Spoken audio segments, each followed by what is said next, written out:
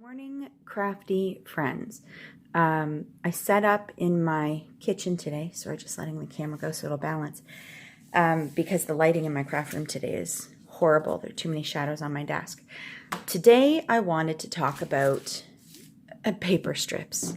This is a tiny fraction of the amount of paper strips I have in my craft room, so I thought I would pull just all of the random scraps from leftover projects and kind of give you a rundown of what I do when I end up with a ton of paper scraps, specifically paper strips.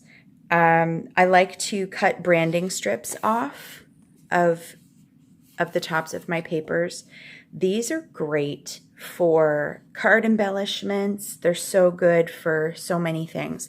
I'm going to show you a couple of the different projects I've made with paper scraps. Some of them using branding strips, some of them using like roughly 1-inch size or width strips. The good thing about these, sorry if you hear clicking, it's my doggies roaming around on the floor, wondering what I'm doing out here in this space to do my crafting. So first things first, one of the easiest things to do with branding strips or paper strips is cut them so that they're a usable size. They make great birthday candles. This was such a simple card to make. I have to put the sentiment on the front here yet, but I wanted to show you this. It's just a card base. I cut another card panel, embossed it, just dry embossed it, and cut the little candles. I popped a few of them up on foam, not all of them, and then I used my little star punch to make the little flames. Stupid easy. One of the other great ways to use paper strips or scraps is to use them to make banner flags. Again, very clean, classic card. Same sort of idea. I think I made these on the same day, actually.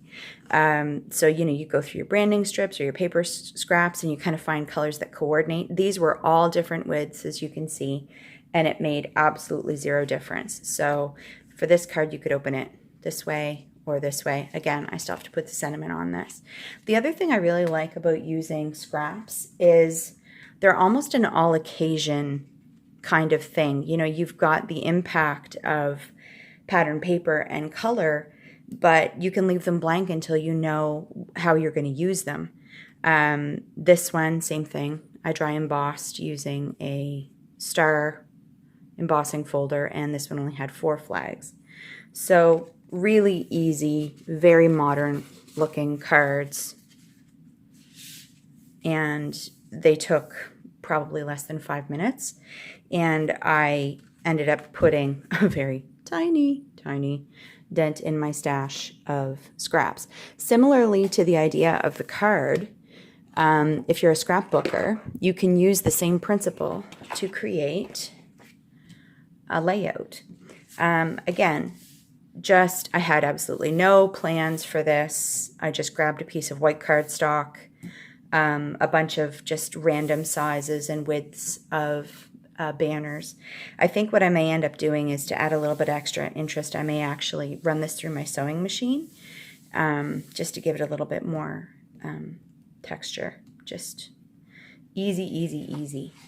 Another great thing to do with branding strips is, of course, stamp on them, especially if you've got small scraps of white, which I often do. So what I tend to do is any thickness, it absolutely does not matter.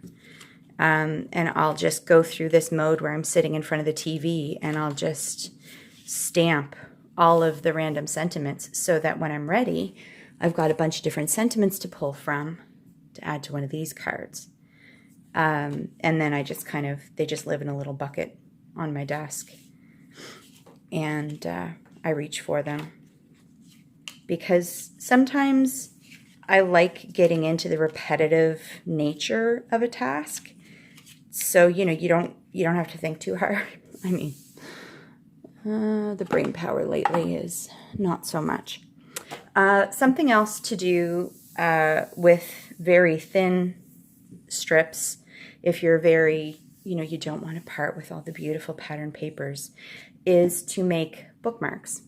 I'm a teacher, for any of you that do not know that, and so sometimes I just sit and I make bookmarks for the kids because they don't hold on to things very long. So you can see these would be, I think these are 2x6, so these would be some of the larger scraps. I don't tend to do these as much as I used to. I tend to use 2x6 size now, but these were just, and I think it's like a piece of cereal box in between because, the little people are a bit hard on things. Some of these were actually the cover of a paper pad. That bottom section where it kind of highlights all the different patterns in the paper pad. I cut that up and I was like, oh, great bookmark. Same with these. These were Studio Calico 4x6 cards, and the first card comes with a sampling of all of the different things in the pack. So you can see I just cut them to 2x6. They make great bookmarks for you too if you're prone to losing them. So these were all just Studio Calico pads and the front covers of paper pads. Now that's actually what kind of inspired these bookmarks, to be honest. These were strips like this that I kind of went through and grouped what would work and just threw them together. So again, just, a piece of white, or it could be any color, base. This one's actually not straight, but the kids won't care. And then they can be any width. It doesn't even matter. You can punch a hole in them in the top like I did with this if you've got a stash of ribbon that you don't know what to do with, or rickrack. Oh, so hard to use. You can cut them into like a tag at the top. I know some teachers laminate these, which is also an option. Sorry, more of the Studio Calico ones. Yeah, you can just, they're so versatile. Like, don't throw away your branding strips or your scraps because you'll find uses for them. The trick is to cut them into sizes that you're going to use. And oftentimes what I'll do is if I do a layout like this, or if I make cards, I'll go into batch mode. So, I'll have a bunch of scraps and I'll just try to tackle as many of those scraps as I possibly can. When I've made as many bookmarks, cards, layouts, sometimes embellishments, and I get down to the very nitty gritty, I do this. Now, these are not pretty, but again, if you were to put this on the cover of a very simple card, like I showed you here, and then add your sentiment, you're good to go. So you can emboss these. I've die cut a few. You can't probably tell that one. Just to kind of wrangle your scraps. These I will likely end up doing some die cutting with. These make great panels if you're someone who likes to make shakers. So you could put them behind and then put your goodies and then layer your piece on the top. What else really? There's so many things. The original intention of this one was I was trying to create a journal card, but I didn't realize it was square and it wasn't a 3x4 size. But, you can even alternate and have your journaling in here if you're someone who likes that kind of look. Some of these, to be honest, have been sitting in my scrap bin because I don't have the mojo to deal with them yet, but I will. And when I do, they'll turn into things like this. I've noticed that a lot of the times, if you keep your color scheme uniform, it's easier. So like this one for me, I think is almost too many colors and too many patterns. This one, easy to use. You could put like happy birthday, hello, whatever. So for me, I'm finding like 4 or 5 colors seems to be really good, unless it's all a bunch of neutrals, in which case it almost doesn't matter.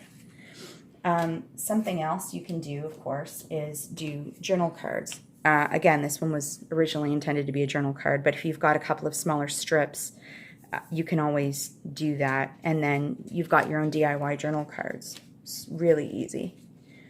One more thing to do. I have to be perfectly honest. I don't love these cards, but I made them, so there's that. So the way this started was this panel here, the one that's all embossed and stuff, this started as a panel like this. So it was just strips that I glued down, and then I was like, meh. So I decided to use my letter dies, and I cut out WISH, and I thought, oh, that could be kind of a fun shaker card, I guess. And then I used the letters that I cut out to make another one. Again, I'm not in love with these, but whatever. Something I've seen done a lot on Instagram, Facebook, and YouTube is people take smaller strips of paper, and what you do is, even though each of these strips is about, what, 2.5 by 4 inches wide, these little white strips here, I dry emboss them, and when I put them in, I put all 3 in my embossing folder at the same time so that things would kind of sort of line up. And because they were 3 different pieces, I layered a piece on the bottom, a piece on the top, and then I put this one here on a mat and I raised it. So in my mind, this would be like a really great happy anniversary card, or happy birthday. It could be anything with sympathy. There's so many different options. I love the look of a white classic card. I feel like I'm getting into a zone there. So these paper scraps, depending on, you know, how you make, keep them, don't keep them. It's totally up to you. But I find a lot of uses for this. And I love having kind of a few designs that I go to, so that, you know, when you're having a bad mojo moment, you can kind of go into autopilot and just make. And like, you know, like I said, I turned these cards out probably inside of 10 minutes, and it was easy.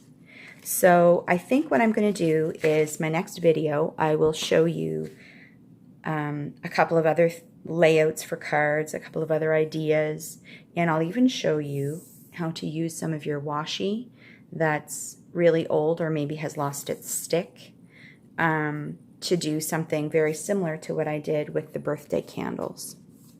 So if you're someone who doesn't have a lot of coordinating paper, you can supplement with washi, which is really cool. All right, folks, I guess that's it for me for now anyway. I'll be back with this mess of paper, and maybe I'll videotape the next stage of like how I go through all of the bits and pieces. So thanks for watching. As always, if you like what you see here, don't forget to like, subscribe, and share, and I'll see you in the next crafty video. Bye for now.